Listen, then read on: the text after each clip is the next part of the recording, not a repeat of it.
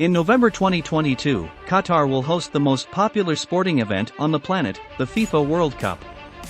According to some estimates, the World Cup will cost Qatar around £138 billion as $220 billion. This is around 60 times what South Africa spent on the 2010 FIFA World Cup, which costs $3.5 billion as a result of such a large-scale event. It is no surprise that Qatar could potentially reap numerous benefits that spread far beyond the realm of the sporting industry. But why is Qatar spending so much money on this event? What are the economic benefits for Qatar by hosting the FIFA World Cup in 2022? Also, are there any risks involved in hosting such a huge event? Let's find out. Over the years, football has surpassed basketball as the most popular sport on the planet. It is now played in more than 200 nations, and no other sport has attracted such a large fan base. And the Football World Cup is a massive event in terms of the statistics it generates for everyone involved. Of course, FIFA is the sole organization in charge of arranging the event and has complete control over all income, but everyone is pleased as long as they get a piece of the billion-dollar profits. A bidding procedure determines the World Cup host country, and it is a tight battle. Hence, FIFA covers all of the World Cup's operating costs, while the host country is responsible for any infrastructural enhancements such as stadiums and transportation networks. In fact, organizing such a large and popular event necessitates a significant investment, particularly in the development and enhancement of world-class infrastructure. As a result, if a country wins the offer, it will pique the interest of investors, potentially boosting the economy. The Gulf state will host the first World Cup in the Middle East as well as the first in a Muslim country. No other event has ever taken place in the winter in the Northern Hemisphere. Some viewed FIFA's choice of Qatar hosted the Men's Football World Cup in 2022 as a risky move. Others, including former FIFA President Sepp Blatter, thought it was a blunder. Moreover, for some years, Saudi Arabia, the United Arab Emirates and Bahrain had imposed air, land and sea blockades on the country. Because of that, it was difficult for the country to carry out most of the development or procedures. However, the Qatari government remedied the situation by contracting with additional suppliers and contractors to continue the project's implementation. The transport blockade is also over and the borders are now open again. The World Cup final in Qatar in November will be unlike any other, and the logistical challenges that organizers will encounter from providing enough housing to coping with rowdy supporters will only increase. Now, multiple questions must be popping up in your head, right? Like, is Qatar really spending $220 billion on the FIFA World Cup 2022, or can Qatar afford to spend more than its GDP on hosting the FIFA World Cup 2022? Well, it is a vast amount, but Qatar can afford it. The little country, which has a population of less than 3 million people, is rich in oil and gas, with a GDP per capita of $62,000, £46,000. It is one of the world's wealthiest countries. Qatar has the financial means to spend more than previous World Cup hosts. Yeah, while Qatar's bill for hosting the World Cup looks almost otherworldly. The breakdown of costs points to its wider aims of economic diversification. Let's break down all the expenses here to get a clearer picture. A total of $48 billion will be spent on air-conditioned stadiums, $77 billion on amenities for soccer fans and players from around the world, and $45 billion and the development of Lusail City. Qatar has also set aside $50 billion to improve its transportation infrastructure, including the construction of new rail and metro systems. An 85-kilometer railway network will be built as part of the $3 billion project, which will comprise an East Coast link, a high-speed link, a freight link and a light rail system.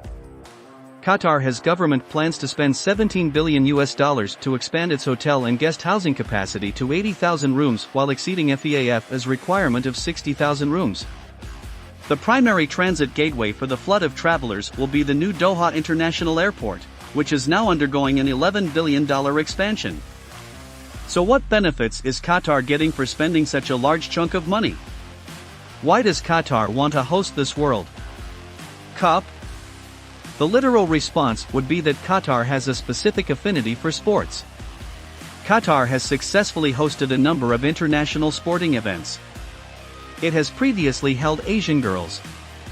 However, the actual answer is that it is a wealthy country that can afford to hold such a large event. In fact, Qatar's government is always looking for new ways to diversify its economy, and hosting international events and conferences is one of them. The World Cup is a major worldwide event that has a significant economic impact on the hosting country. Therefore, Qatar wants to host this event. Another main factor is that the Qatari GDP will show a noticeable rise. Productions, incomes and expenditures would all increase as Qatar's GDP rises. The economy is forecast to expand by 3% over the medium term, aided by sustained investments tied to hosting the Football World Cup, according to World Bank statistics. Furthermore, there is predicted to be an increase in investment in the country as a large number of visitors returning to Qatar, and an increasing rate of employment will improve the country's residents' living conditions. Qatar will attract several local and international corporations to invest in various new projects as a result of hosting the World Cup 2022. Many local businesses will open to supply the local market with the supplies needed to complete the projects. These businesses will be able to increase their output, and by the end of 2022, the production number will be modified. The development of infrastructure for the purpose of hosting and entertaining guests will provide the country with several economic benefits. Qatar estimates that hosting the FIFA World Cup will result in the creation of more than 1.5 million new jobs in major industries, such as construction, real estate and hospitality. It is also important to highlight that the predicted benefits of hosting the World Cup include not just the event itself, but also the opportunity to promote Qatar's tourism sector. After the World Cup, the estimated number of tourists is expected to climb over 3.5 million, with a potential of 7.4 million by 2030. As we can see, the development of the service and sports industries has a great deal of potential for economic growth. Investments in service facilities in 12 stadiums would help Qatar diversify its economy away from its current reliance on petroleum and gas and toward its service, tourist, and sports industries.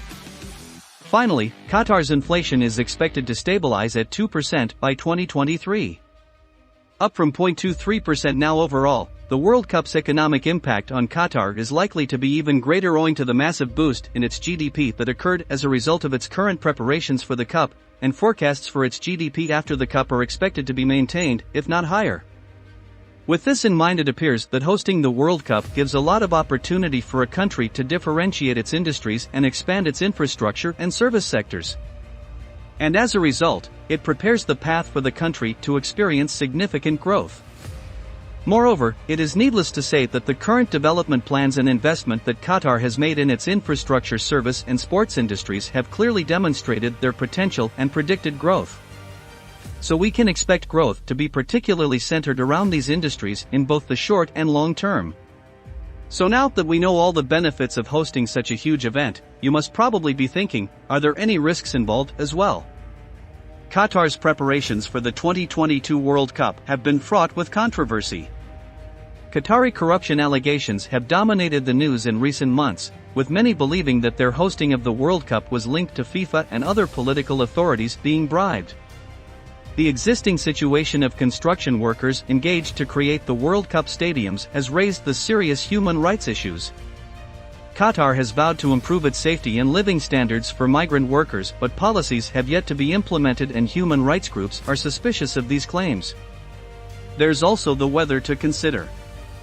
While FIFA has relocated the tournament from its traditional June-July schedule to November-December, supporters will still face hot temperatures as they travel between venues.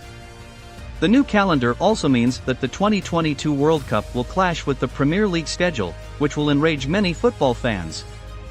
Then there is the issue of how Qatar will deal with an excess of stadiums and hotel rooms following the tournament after hosting the event in 2010. South Africa experienced a similar difficulty, in Qatar, which has a major football market to cater to close by, threatens to lose much more. Finally, with Qatar locked off from its natural and cultural environment, first-time Gulf visitors will have little to see other than sports. The majority of the region's famed historical monuments are in Saudi Arabia, and some of the world's top museums are in the United Arab Emirates. So travelers stuck in Qatar may be disappointed with their Gulf trip. So it's hard, as problems are just getting started. To hold a successful event, it must overcome significant logistical challenges and accommodate supporters from all over the world, who have different cultural and religious values. What are your views about this? Is it right for Qatar to host the Football World Cup this year? Do share your views in the comments section below. And if you found this video informative and enjoyed the content, make sure to subscribe to our channel and hit the like button as well. Thank you for watching.